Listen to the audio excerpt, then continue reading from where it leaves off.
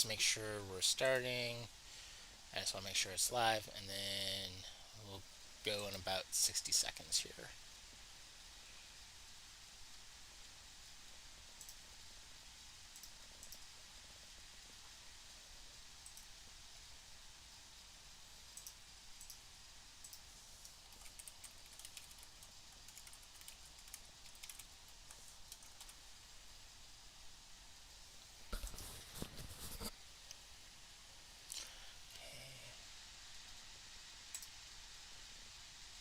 Buffalo After Dark is proud to recommend iBarbecue for you. Pre-orders are suggested by calling 716-880-7667. iBarbecue for you, Buffalo's new barbecue destination.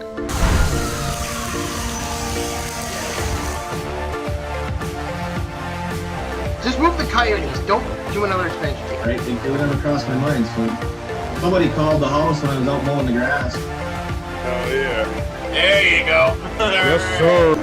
Holy shit, your face is like purple. Are you still up? Now in their fifth season, it's Buffalo After Dark.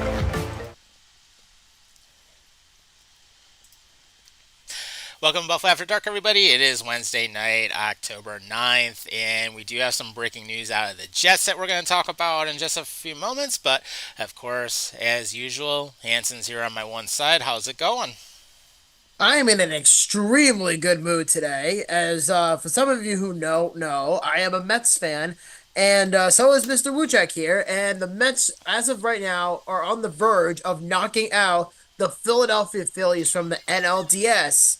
They are only an inning away, and a half, I should say, from knocking them out of the playoffs. And if you do hear me, jump for joy later, as a heads up, that's going to be because of that reason. Of course. Yeah, so 4-1 right now in the bottom of the eighth, and of course the Mets are on the plate. So we'll talk a little bit about that. We'll also cover some of the other baseball news. We're going to cover some hockey, and we're going to cover some football stuff today as well. So, of course, lots of stuff over the next hour, but if you want to join us, we are live on YouTube and Facebook right now, or you can even give us a call, and you can talk to us for a bit. 929-205-6099 will get you on the air, and, of course, you're welcome to show your pretty face with us on Zoom at the same time. And also, one other thing is that if you don't catch us on the day that we go live, you can always go to Spotify. So feel free to join us there. And of course, the one big thing before we get into diving into the Bills coverage, we just wanted to mention big news out of the New York Jets. The Jets are fucking stupid. They decided to fire Robert Saleh after a little over 3.5 years, which was only 5 minutes away when he was only 5 minutes away from firing Nate Hackett, the so-called offensive coordinator that we all got to deal with on the Bills, who absolutely did nothing.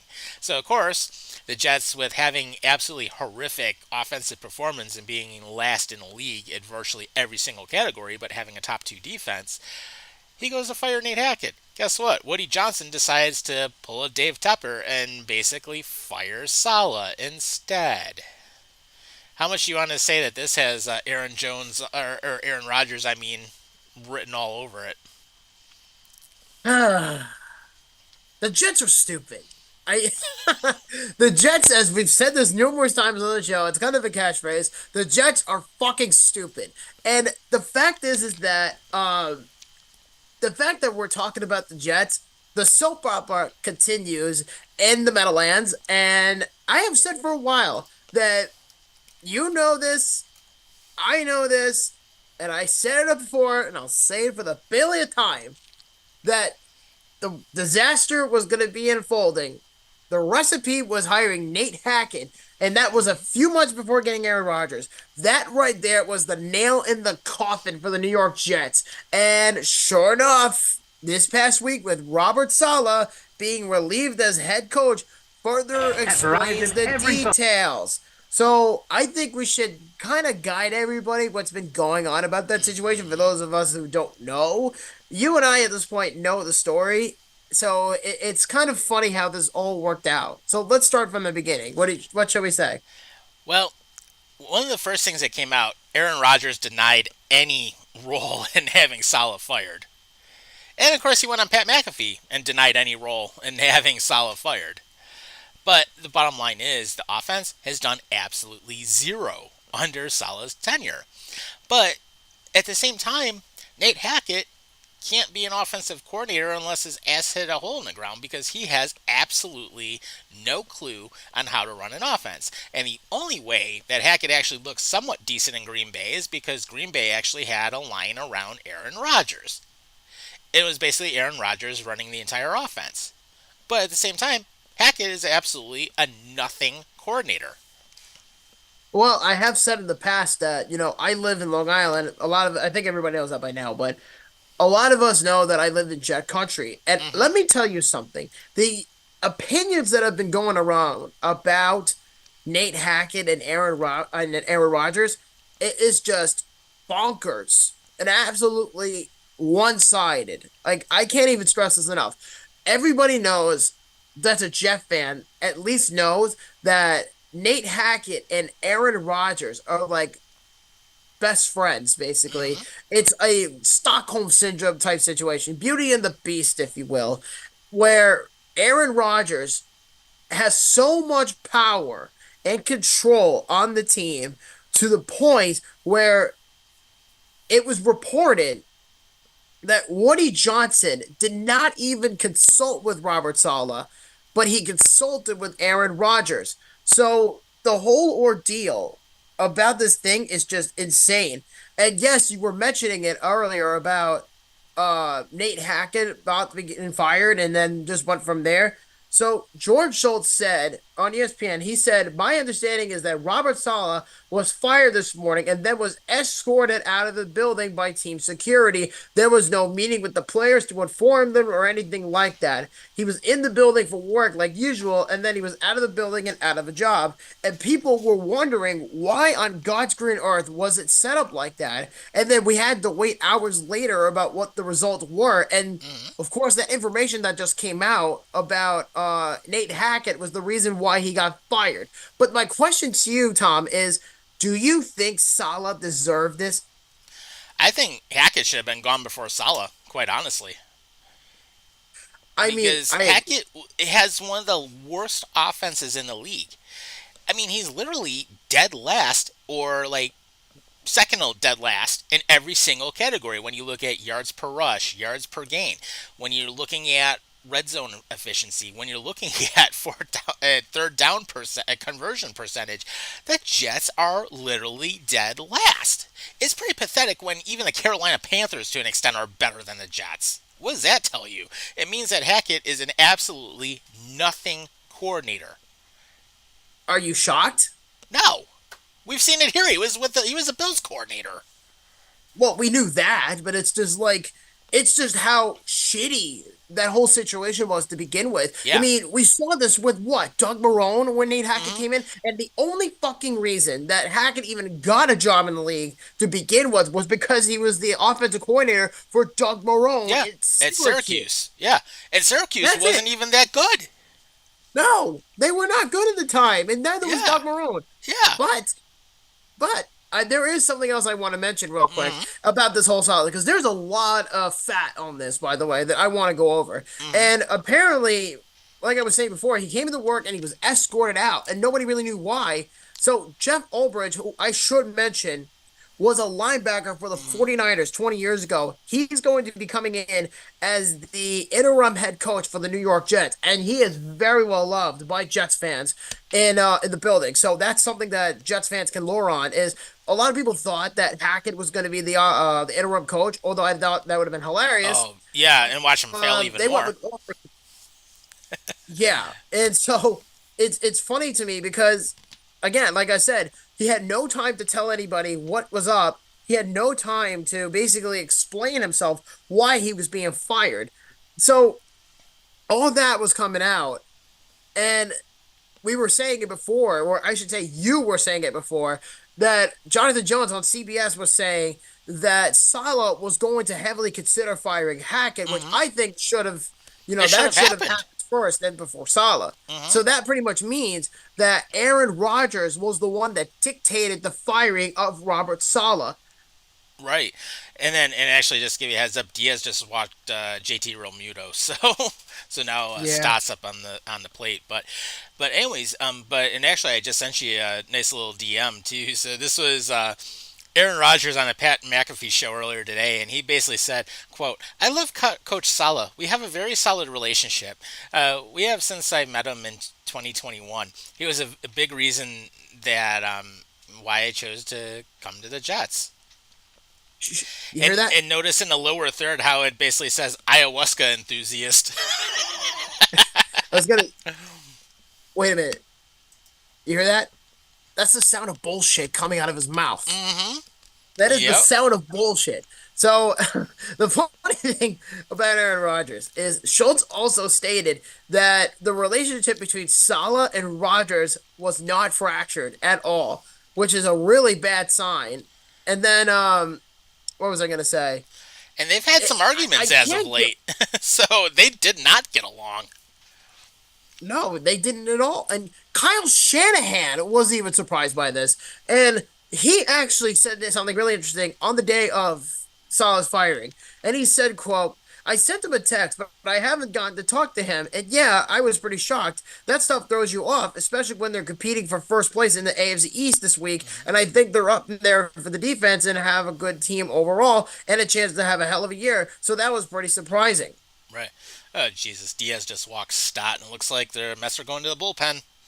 Yeah, they're not taking any risks with Diaz. Yeah, I But wouldn't. the whole thing was is that remember in the beginning of the year with Salah, where he was basically saying that quote I'm going to be more than happy to share them when it's all said and done. When he was Mm-hmm. mocking teams about saying that he was going to keep receipts with how many wins they were going to have this year, and he was trying to pump up the team. Remember that shit? Oh yeah.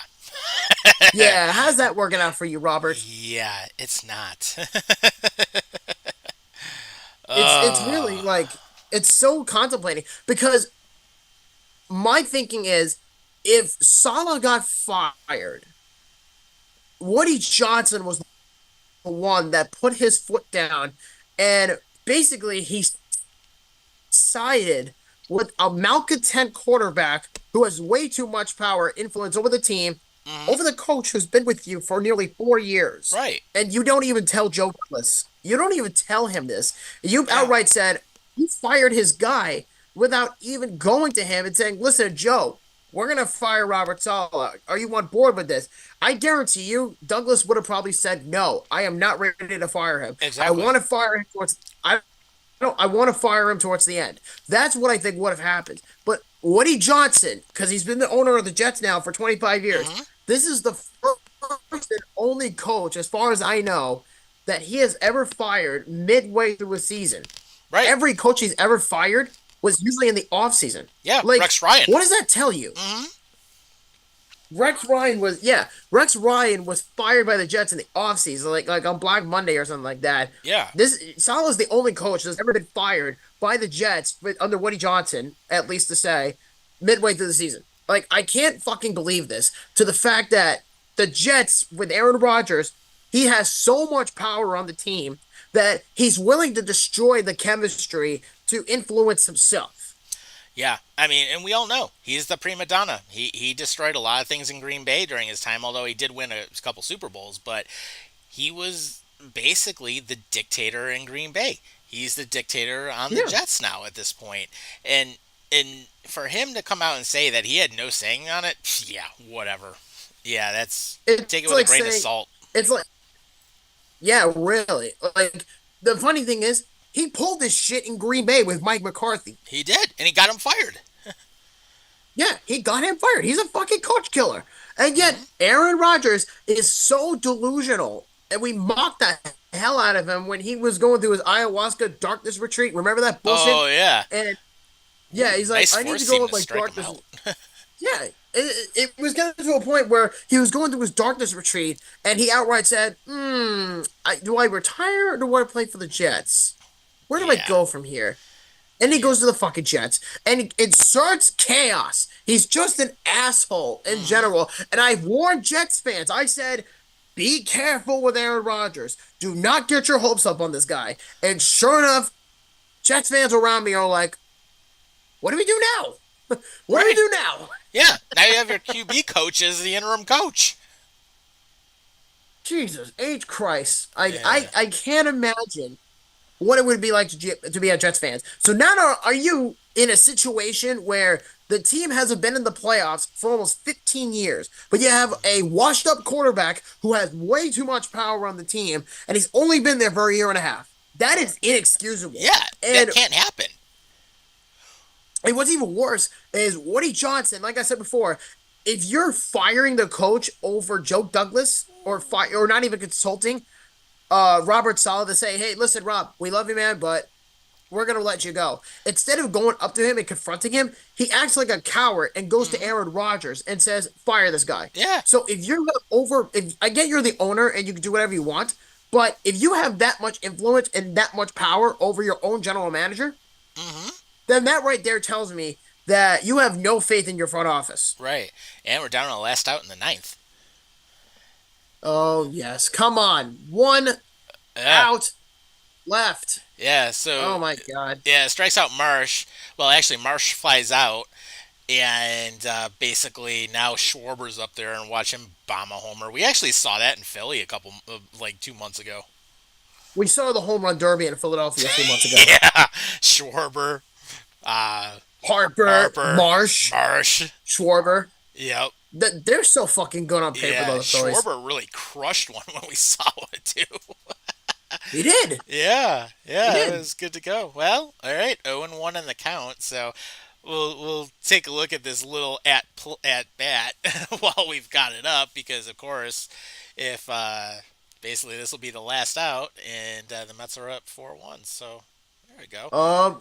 Diaz Down to actually, the final strike. yeah, Oh my god. Diaz Yeah, actually sorry. pitched his way out, which is good. I mean, he actually was able to nail Marsh. Sorry guys, we're a little hyped up about the Mets because they're on the verge of going to the NLDS for the first time in 9 years. Yeah, the major upset. I remember that series like it was yesterday. That was that because listen, I've been a Mets fan for pretty much like 20 Ball years. ball. So this is pretty much special to me at this point. If Diaz can get Schwarber out, that'd be great. Yeah, well, it's Strike three, the Mets are There calling we to the go. NLDS. Ah. Let's go! Oh.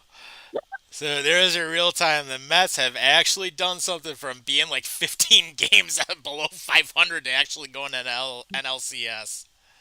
Let's go! Fuck you, Philly! That was Let's go! that was 101 that he threw on that pitch. Oh my god! Friggin' destroyed Schwarber swinging. I cannot believe this is actually happening. The Mets are going to the NLCS. That is crazy. And who would have thought Detroit's on the verge of it too, because they've come back to like make it an interesting series against the Guardians. Oh my god. Good for the Tigers though. But Yeah. holy shit, the Mets are going to the NLCS. There we go. So Let's go! there's your The little- power of Grimace. Yeah, there's your in-game MLB action for you. We'll talk a little bit more about baseball in a moment, but oh man, so sorry, Sala, but apparently he's not going to be on any other team for the remainder of the year. He's going to take the rest of the season out. So of course we've got that coming up, but let's dive right in to the Bills game. And all Oh my it took God. was 3 seconds at the end. Totally horrific clock mismanagement. You know what? I've got a lot to say about that game because Yeah.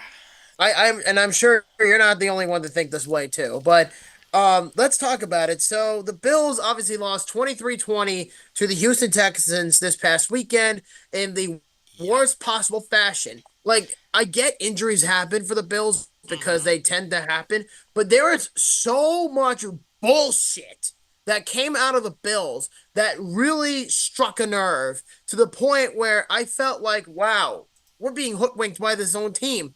We're being blindsided here. Right. And it's to the point now where it's like you have a Pro Bowl quarterback and then you have little to no weapons without Khalil Shakir. The Right. whole offense is so out of touch because without Shakir, you have nothing going for you. Right. Everybody was dropping passes. Nobody could Yeah. run.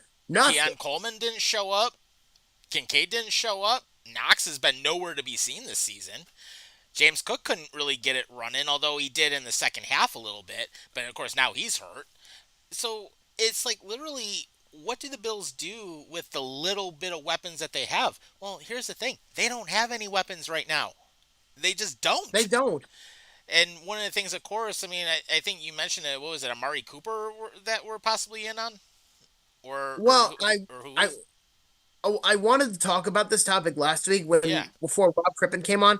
Was the Raiders were telling everybody that hey, Devontae Adams is available for trade, and the asking price is a second round pick that the Raiders do it. want for Devontae Adams. Yeah, But there was also speculation that Max Crosby was part of a package deal, and I said that's not going to happen. If you're going right. to put Crosby in there, then that means you would have to give up more than you would need to. And I have been seeing some reports and it's down to the Jets, the Steelers, the Bills, and the Saints for Devontae Adams. And Hmm. I would love for the Bills to get Devontae Adams. Oh But what yeah, do you give up for him?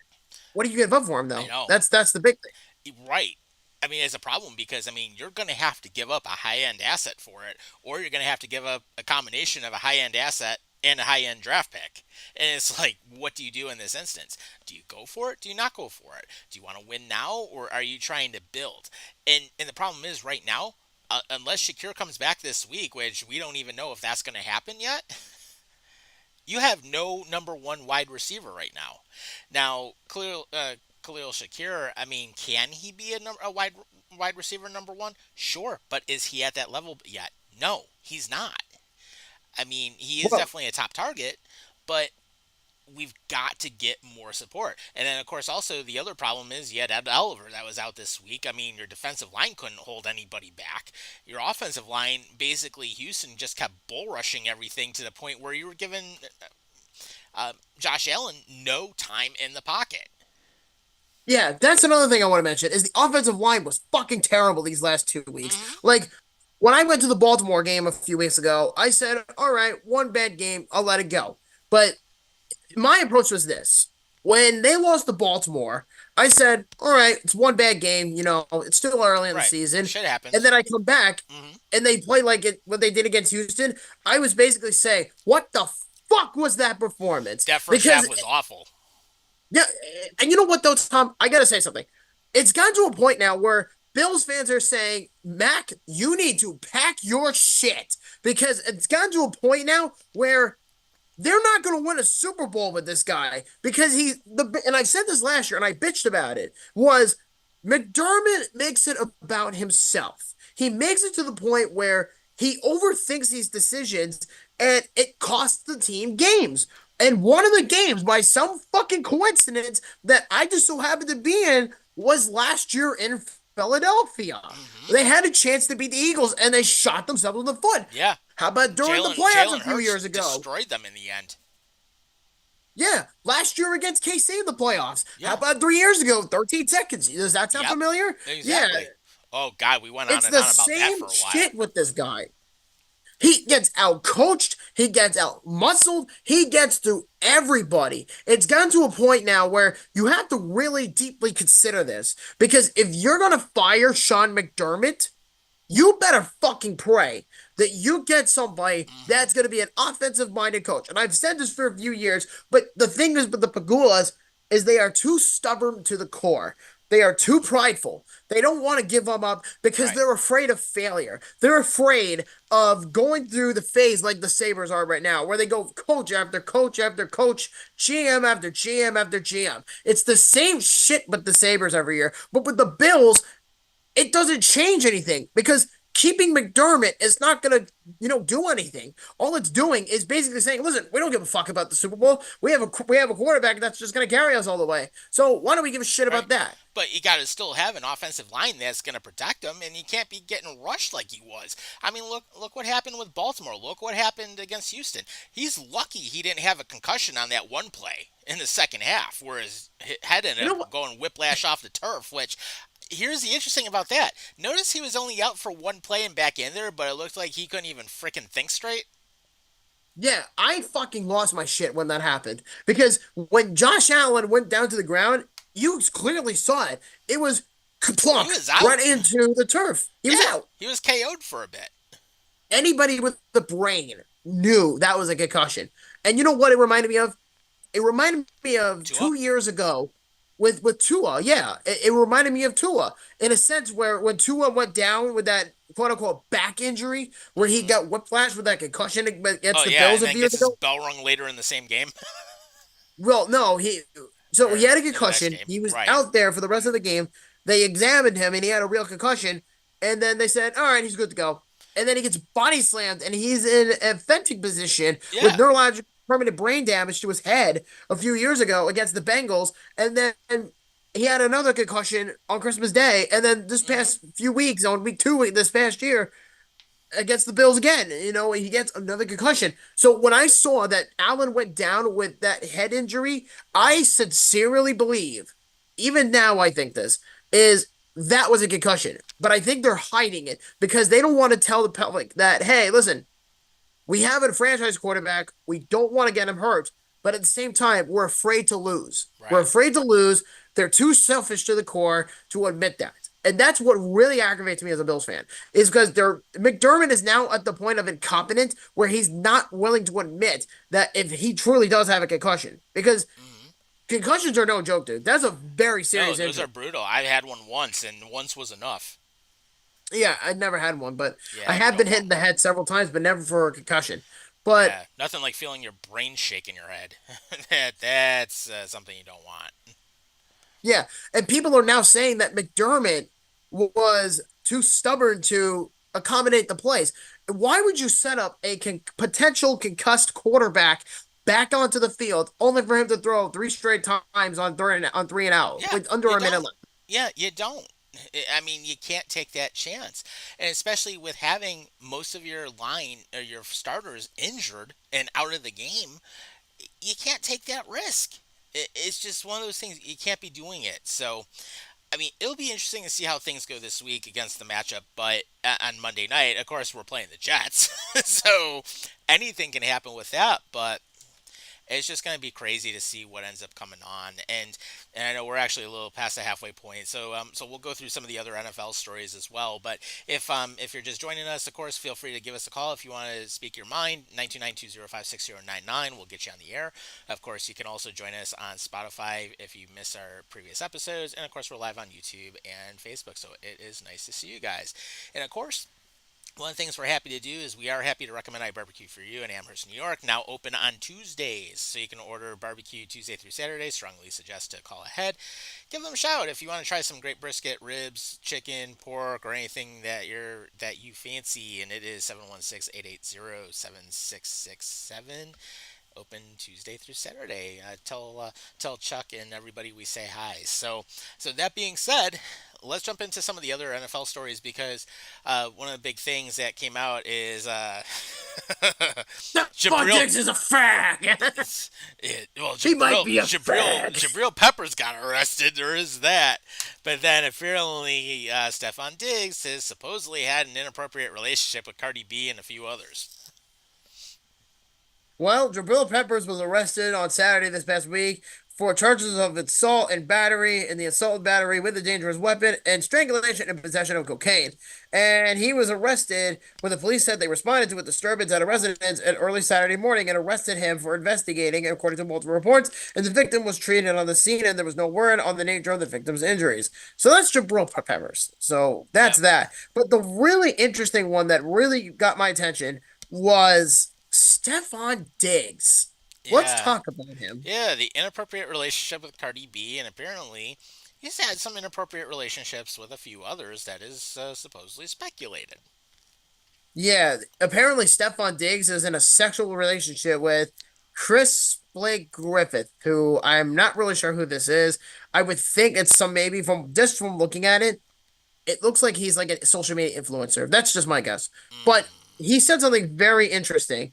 And the accusation is Stephon Diggs is accused of drugging him and trying to have sex with him. And he claims that it played a part in him getting jumped on by his brother Trayvon. So previously, like you were saying, it was said that Stephon Diggs allegedly had an affair with Cardi B when she was 8 months pregnant.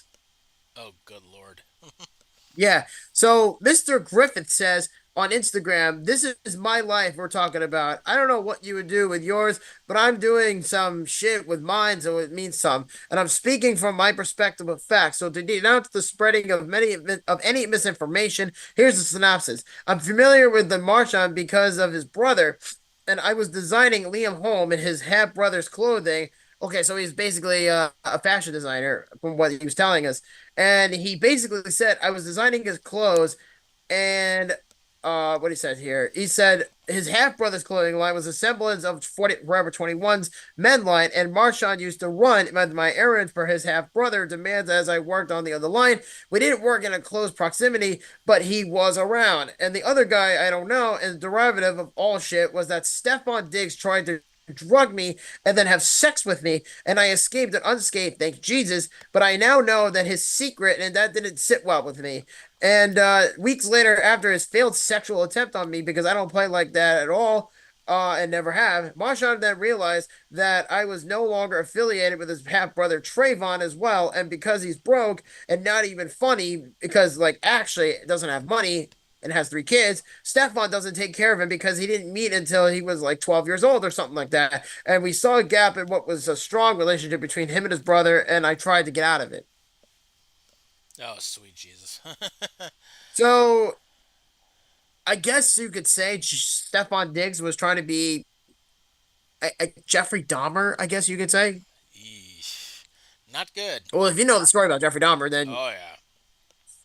you should know that one by now. Yeah. Not a good story to know, but Jesus Christ, I didn't think Steph was gay. Like I knew about the whole being an asshole kind of a thing, but I didn't realize that he was not only having an affair with Cardi B while she was pregnant, but now we now know that Stephon Diggs might be an absolute faggot for all we know. Not to say that towards anybody who's gay that watches our show or anything like that, but that's a very dire situation for a guy who yeah. seems straight up like he's straight or whatever. But if that's true by any means, then I don't even know what to say about that, to be honest with you. Yeah, me either. This is just one thing we'll do. Just recapping some of the scores. Well, actually, the Rangers are leading Pittsburgh 3-0 right now, so we've got that happening. But I yeah, hate it. yeah. But anyways, just going around the NFL real quick. The Chiefs are still undefeated. They beat the Saints 26-13. Steelers in the rain game, which was the absolute monsoon of the night. They actually lost to the Cowboys last second, 20-17. Seahawks ended up losing to the Giants 29-20, which somehow Brian Daboll still has a job over there. And then, of course, the Packers beat the Rams 24-19. 49ers lose to the Cardinals 24-23, which Yeah, I think they're done. yeah, I lost the game against your wife in fantasy because of that. And then Well, if it makes you feel better, I lost to Rob. ooh, that shouldn't happen. Yeah. I don't know. It just happened that way, I guess. Yeah. But that being said, too, Bo Nix actually had a pretty good outing. They end up beating the Raiders. Well, the Broncos beat the Raiders 34-18. So yeah, how's the Antonio Pierce experiment working out? It's not. The Commanders end up improving to 4-1. They beat the Browns 34-13. Patriots somehow actually almost survived against the Dolphins, but the Dolphins are 2-3 by beating the Patriots 15-10. That's not a vote of confidence. Jaguars actually won by 3 against the Colts 37-34. Of course, we already talked about the Texans game. The Bengals actually blew the lead and they lost to the Ravens 41-38. And then, of course, we look at the Bears. They're actually playing pretty well. They end up beating the Panthers 36-10. Vikings win against the Jets 23-17, and the Falcons win against the Bucks 36-30. So, a lot of teams at 3-2 right now. Yeah, sounds about right. Yeah, so we'll do. Let's jump into hockey. And one of the big things that ended up coming out, of course, Nicholas Obi-Cabell is out on IR right now. So the fourth line is going to be looking to add a little bit more depth as they go into the home opener tomorrow night, which I will certainly be there. So, of course, if you guys see me at the arena, feel free to say hi. I'm always happy to say that back to you. But let's look at the first two games over in Prague. The Sabres didn't do anything. They're 0 Well, and 2, and they lost to Jersey both times. And are you basically, surprised? no, I'm not. And Jersey steamrolled them both times. I don't take Buffalo for anything at this point. I really don't. You know what's really funny is I was watching those two games. This Friday I was off, Saturday I was working, but I saw the second and third period on my lunch break, Yeah, and I looked back on it and I said, "What is this shit? Why do they look so uninspired?" right. They were flat. They weren't doing what they were doing in the preseason. The preseason, they were throwing bodies all over the place and they were playing physical. Now, against Jersey, Jersey shut them out. It's almost like Jersey was playing them on a trap. What did I say to you last week on the show last week? What did I say to you? Basically, same shit, different day. Yeah, I also said the preseason means nothing. Exactly. And it does mean nothing. I mean, in the preseason, you're actually playing a bunch of players that are going to be down in Rochester or back in juniors and so forth.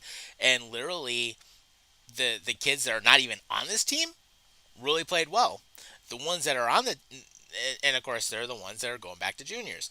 The ones that are here, we had nothing from the fourth line, nothing from the top three lines. We weren't doing the things down low like we had been doing in the preseason. We really haven't been generating much offensive chances. We haven't been clearing the puck as well as we did in the preseason. Goaltending has been SOL in the first two games with Levi and UPL. And it's like, although I will say, save of the year candidate in that first game, thanks to Jersey, which I don't even know how the hell that ended up happening, but when you look at it, this team is more of the same for what we're seeing in the first two games. And literally, we haven't adjusted. And it's like, what else do you have to tell this core of players that supposedly want that accountability, but yet they do the things in training camp, but they don't do it in the actual game setting. Well, I did say a while ago that it means nothing if no one's going to step up and adjust because Right. clearly what we've been seeing from the Sabres, same shit, different year. And I said it in Hmm. April.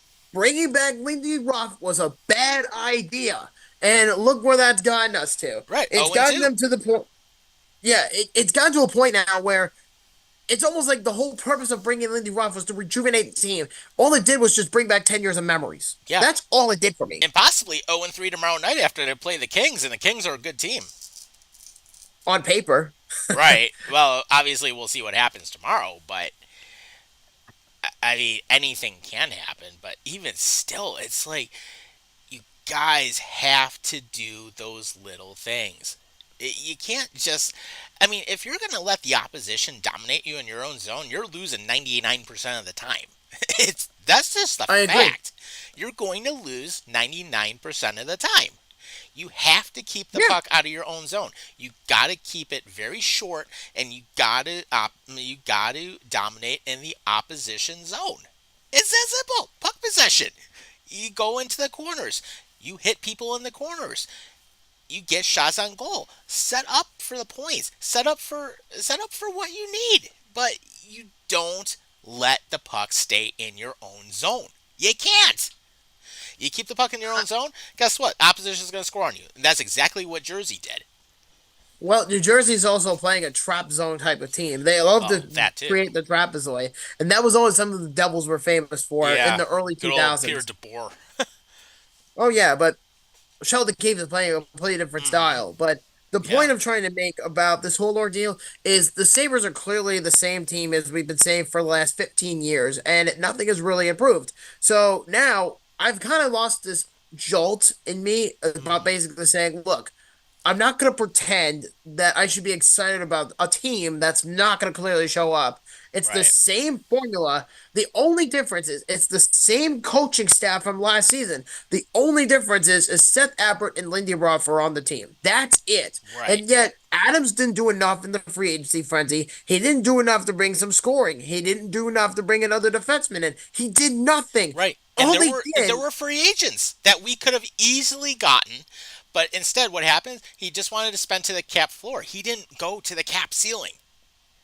they didn't even attempt to do No, that. exactly. They didn't attempt to do anything with that. And especially now the Columbus Blue Jackets is a completely different story with Goudreau obviously passing away, but I mean they have time to spend to the cap floor since they're severely under it now. But that's totally a different story, though. The bottom line is the Sabres shouldn't be just spending to the cap floor. You got to get towards the cap ceiling. I mean, obviously, don't put yourself in cap hell, but like the Toronto Maple Leafs have done. Or the But Vancouver Canucks. yeah, or them. But or Vegas somehow, and they manage it every year. But at the same time, you got to get some good players. You've got to pursue some good players. I mean, look at what happened with players that they put on waivers the other day. James Reimer, he got claimed immediately by the Anaheim Ducks. Well, to be fair, Tom, they had two solid goalies in the wing. Right. I mean, and I get that part of things. I mean, it never hurts to have depth, but when you're looking at everybody that they put on waivers, and basically, of course, we've got two that ended up going back to Rochester, Lucas Rosen being one of them. I mean, it's like, Kevin Adams, what are you doing? It's like you can't be playing kumbaya and basically saying, "Oh, we're just going to spend to the cap floor, and we'll work with the same core, and we'll look at getting some different results with a different coach." It's like, okay, the Peter principle. You don't keep doing the same thing and expecting the same result. It doesn't work that It way. doesn't work. If you keep doing the same things and it doesn't work, obviously, if you end up repeating that, it's not going to work. You don't get a different result. So it is But something you have to change it up. And he did absolutely nothing in free agency, as you mentioned. Nothing. well, think of it like this: should I really be excited about them trade one of their best prospects for a third line center? No. No. Why?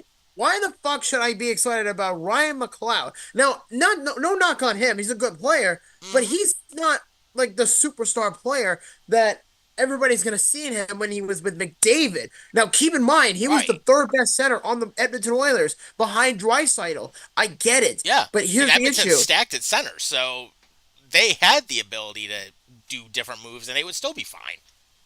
Yeah, basically. And the problem with the Sabres is, again, they didn't do enough in the offseason. They just went kumbaya, like you said. And then on top of all that, they were kissing ass. And Yeah. they were literally saying, okay, we have this player, this player, this player.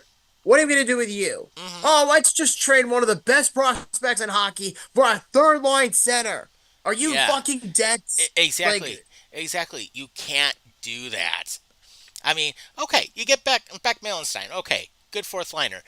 You have him paired up with Obi Cabell. He's on IR. You end up having. Now I just lost my train of thought of where I was going with this.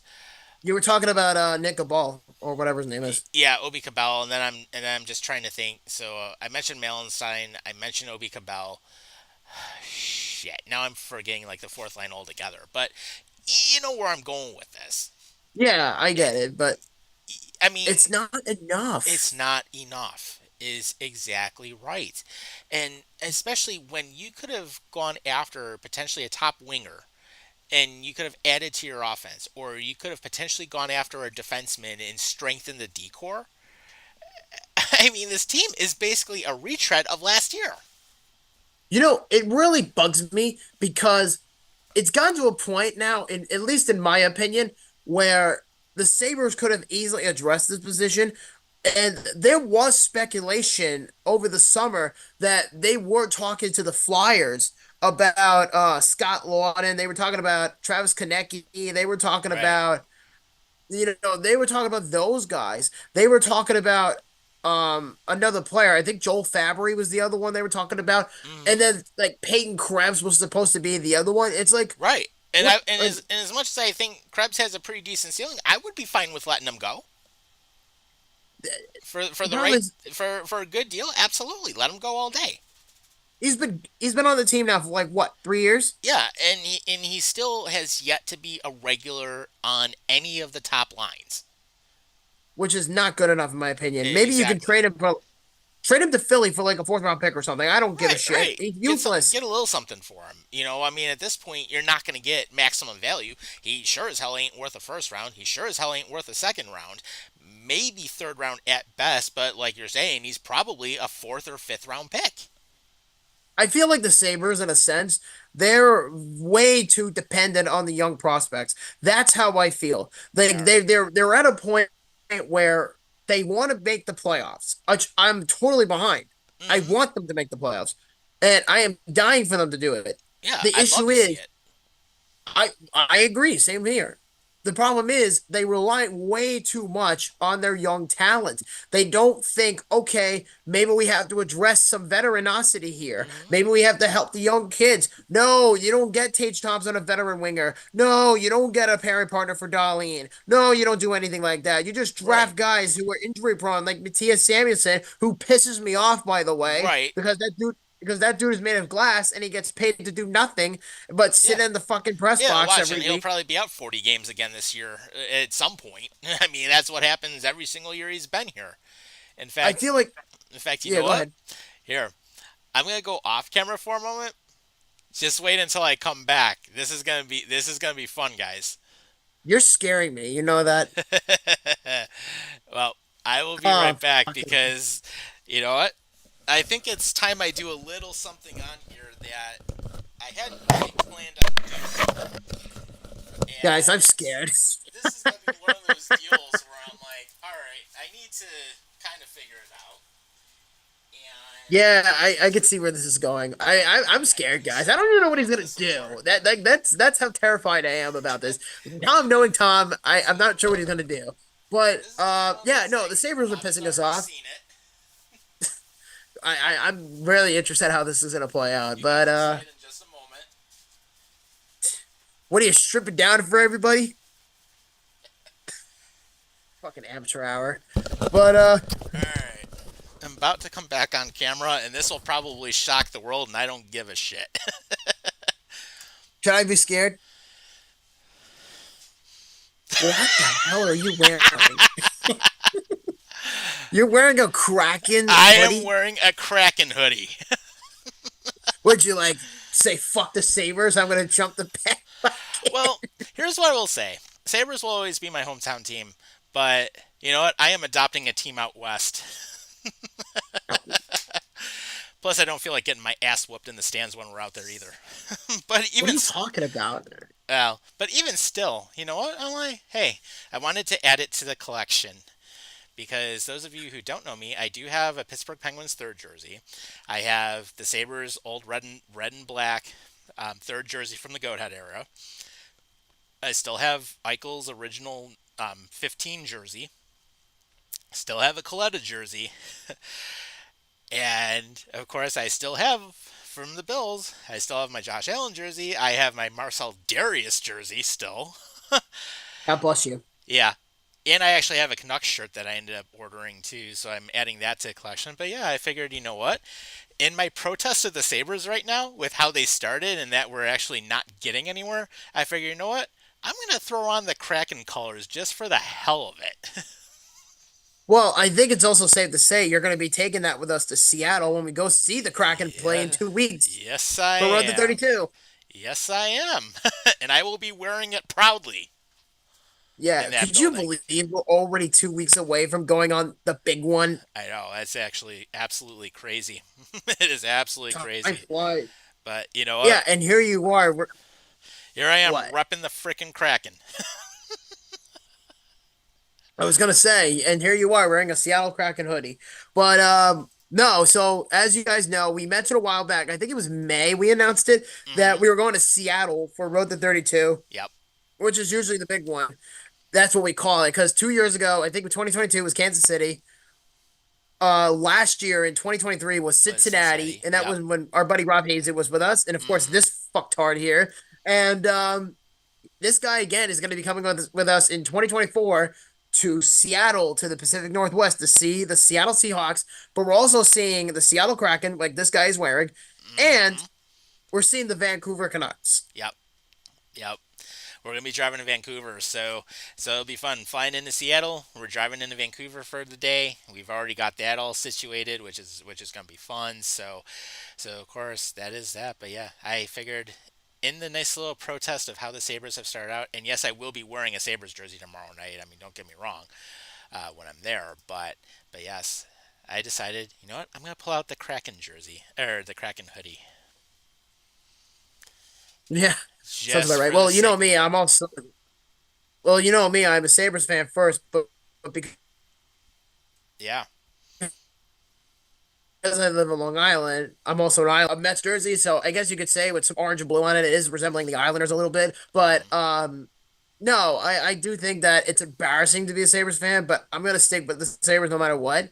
I mean, I'm not gonna be a bandwagon fan by any means. I feel like bandwagon fans don't really come around as much anymore. Have you ever Hmm. noticed that in the last 15 years? I think Yeah, yeah. like you don't really hear about them anymore. Like, yeah, there's of course there's still bandwagon fans, Oh yeah.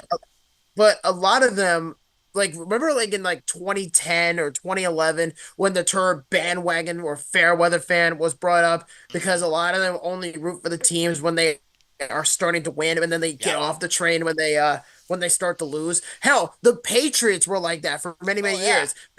They were like that for 20 years, where everybody was like a Patriot fan, quote unquote.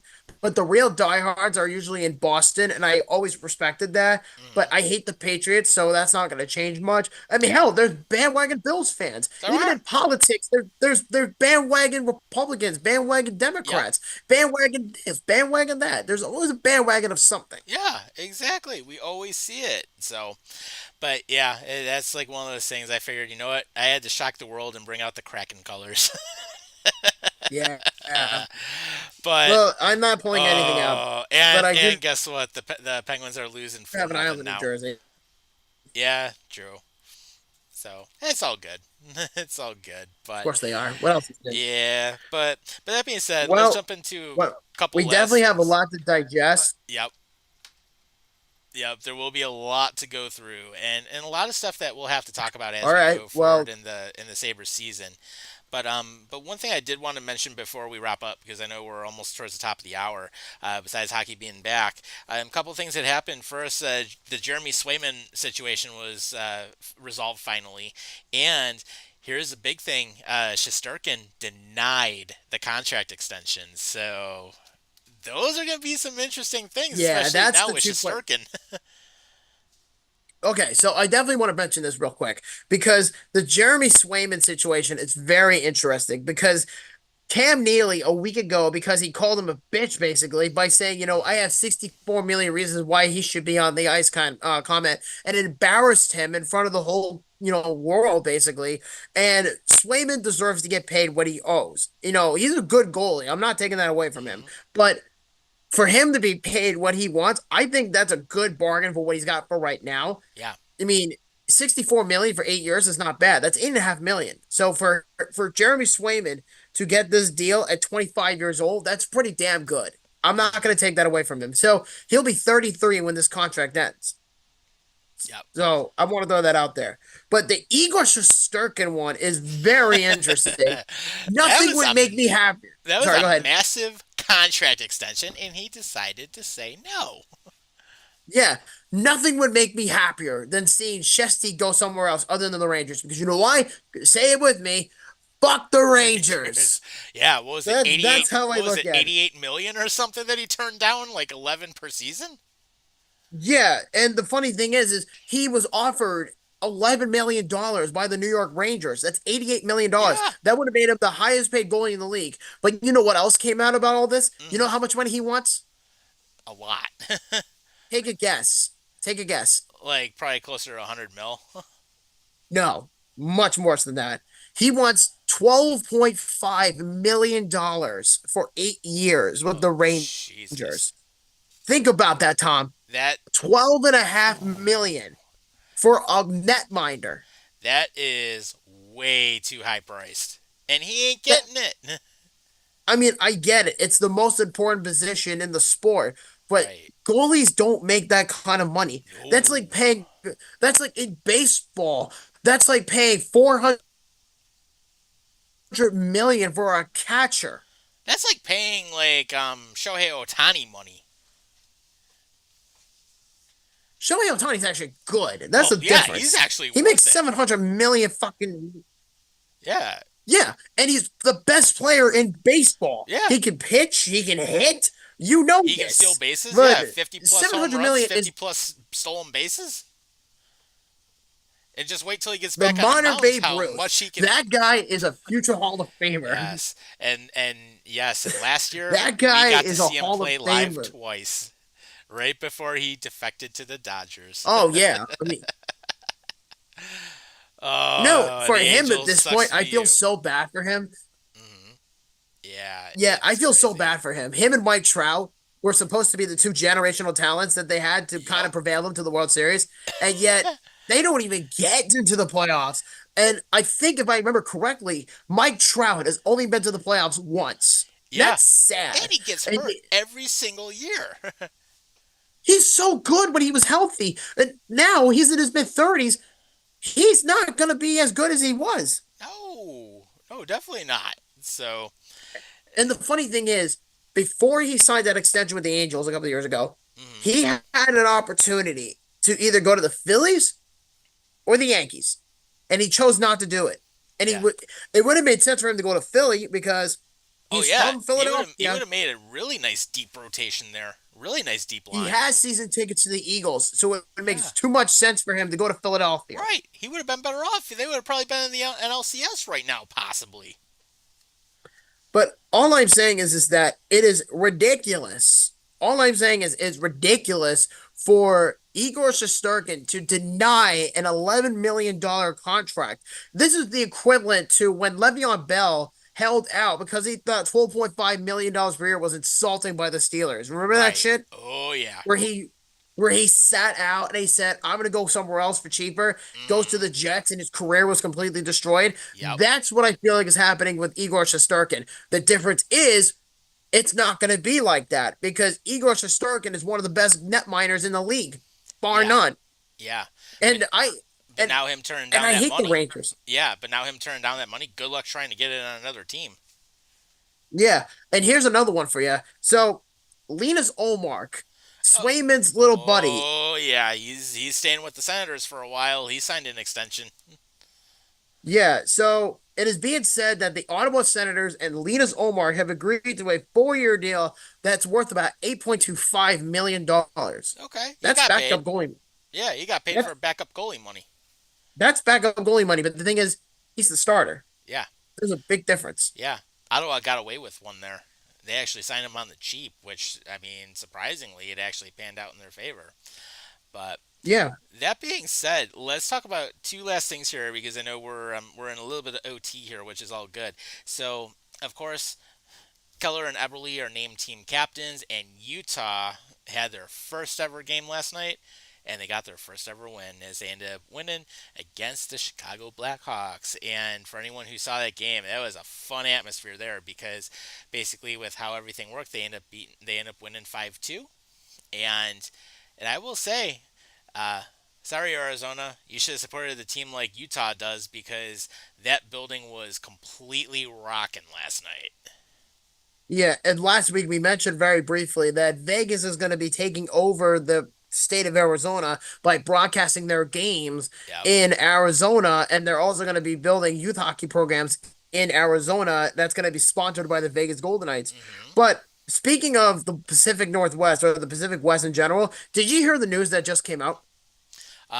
No, I didn't. I haven't had a chance to really take a look at some other stuff earlier. Well, aside from Elberly and Keller being named captains, um, we actually have a host for the 2025 NHL draft. Oh, okay. L.A.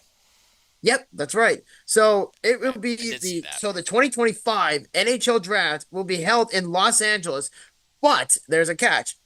This will be the first ever decentralized version of the event, which is set to be held at the Peacock Theater in Los Angeles. And the facility features 7,100 seat auditorium spaces for the players and their families to attend. And most teams, key staff members, GMs, coaches, trainers, etc., will be making their draft decisions remotely and are not expected to be actually at the event, similar to the NFL draft. Interesting. So they're trying to copy the NFL because they see what the NFL does, and it works for the NFL. But anyways, good for LA. I mean, hey, you get another draft. I would love to see another draft here in Buffalo at some point. We'll see what happens there, but don't be surprised. Utah might get an NHL draft at some point in the near future. Oh yeah, I wouldn't count that out because you know what?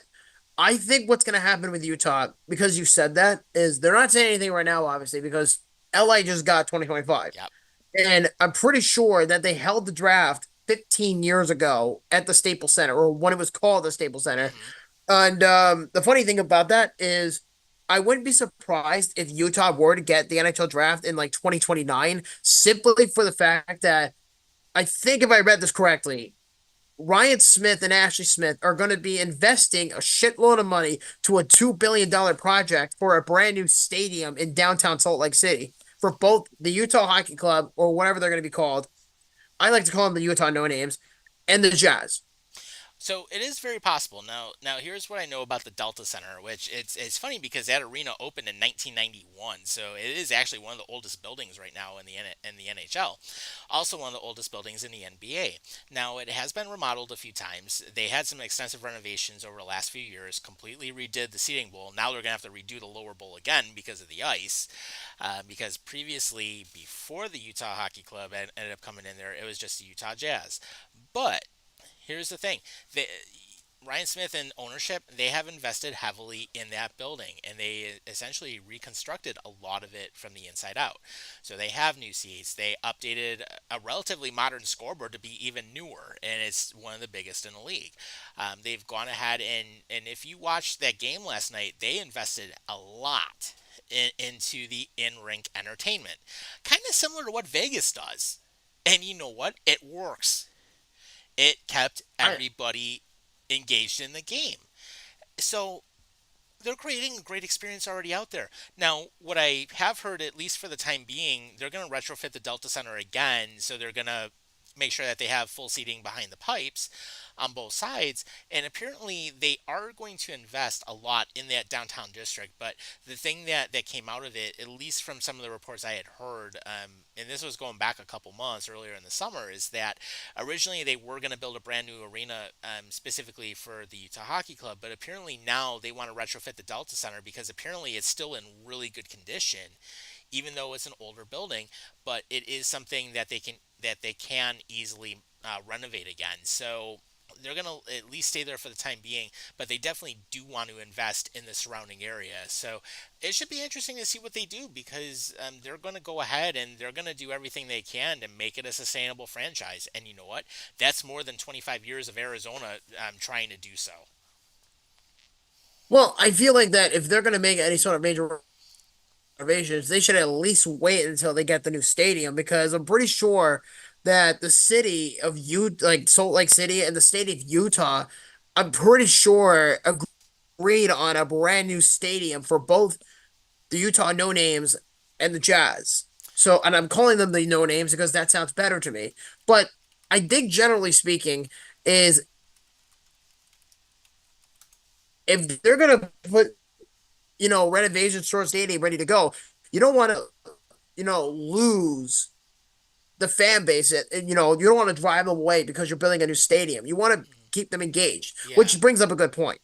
Yeah, and typically with what they're going to do with the Delta Center is that they're just going to renovate it in the off season. So this way, there's no disruption to any of the events that happen there, and really all they have to do is just redo two sections of seating, basically just behind the pipes on either end of the rink. That's all they have to do. But the rest of the seating is already in good shape, and they've already redone it. So very minimal in terms of what they would have to do in that building, and ultimately, I mean, they should be able to get like close to 16 or 17,000 for hockey, which is not bad considering in terms of capacity. But what they are doing, and I'm not sure if you heard about this, but the permanent practice facility for the Utah Hockey Club is opening next year, and it's actually where they're converting part of a mall, which is called the Shops at Southtown, which is roughly about from what I've read, it's roughly about 20 miles or so from the Delta Center, and what it is actually inside a corner of the former Olympic Oval, which was the track speed skating venue for the 2002 Salt Lake City Olympics. So they're actually reusing an ice rink and actually making it visible to where people can come in and see a lot of different things happen. So it's going to be an interesting practice facility to say the least. And I mean, they're encouraging their fans to come out. So they're doing the right things. They're doing more in from when they first announced the Utah Hockey Club until opening day. They didn't. It was 173 days. They've done more in 173 days than the Arizona Coyotes did in 25 plus years for the fans. I mean, I'm sorry, Arizona. That is It's funny because embarrassment. I didn't even hear about this whole practice. I didn't even know that they were doing that practice facility thing. But I mean, if that's the case, then awesome. Then that's cool that they're actually building this because then you're engaging with the fans. It Hmm. shows that the Smith family is heavily invested into this Yeah. project, and they don't want to just say this is our new toy and not play with it.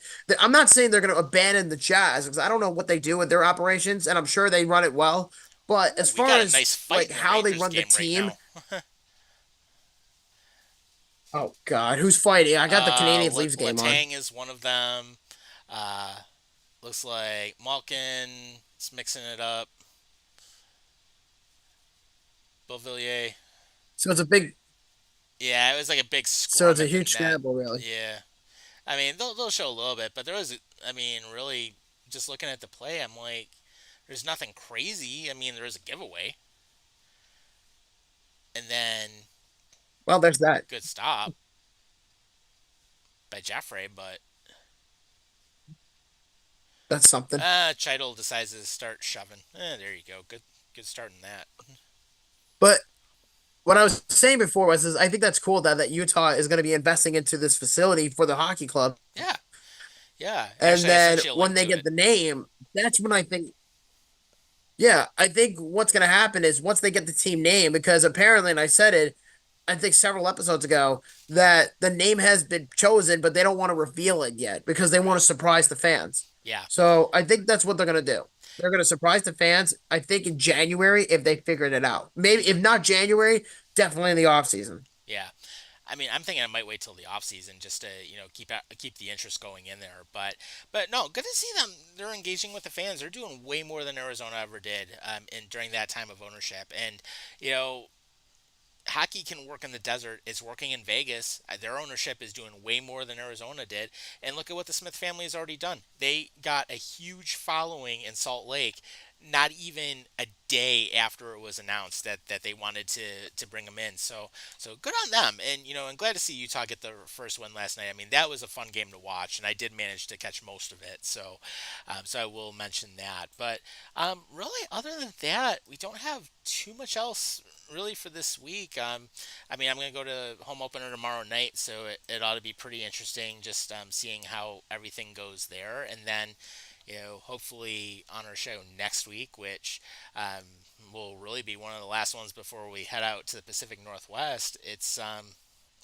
Really don't have much else to say. Hopefully it's a good home opener. That's what I want to see. So hopefully we run into that situation. But anything you want to add before we wrap up? I can't believe we're already down to two more episodes before we go to Seattle for Road to 32. That's number one. Number two, we're really, really excited about it. And just for the record, guys, we're not going to be on for Buffalo After Dark on October 29th. That's the day we come home Yep. because this fucktard is going to be moving to a new apartment. So we should be back in full swing around November 6th, which is 2 days before I leave for Indianapolis, which is my last road trip for the season. So Yep. we'll get to Indianapolis down the road, but for right now, the focus is shifting to Seattle. Very true. Yep. And I will not have internet that week because I am moving. So, of course, over that weekend, I'll have everything set up and we'll get everything up and running. It'll be fun. And yes, be in a new place, which will be even nicer than what I've got right now. So it'll be good. Have a bigger room to work out of in terms of some studio space, have more stuff I can do with it. So it'll be fun. Vinny Torquezio is gonna hook me up with a couple tables, so that'll be good to have and bring in. Hopefully, I'll have some Bills and Sabres lighting as well because I did see a couple things that I was able to purchase. So all's good. But and then of course watching games in 4K, that'll be even better. Except for when we lose. But other than that, of course, to everyone who watches as they normally do, we appreciate it. Always good to hang out with you guys. Um, Surprisingly, we had no comments on our YouTube tonight. That's crazy. But of course, check us out on Spotify if you missed the episode tonight. We'll have that up probably later tonight or tomorrow. And then in the meantime, I was gonna say, as usual, take care of yourselves and each other. We will see you next week. Go Mets!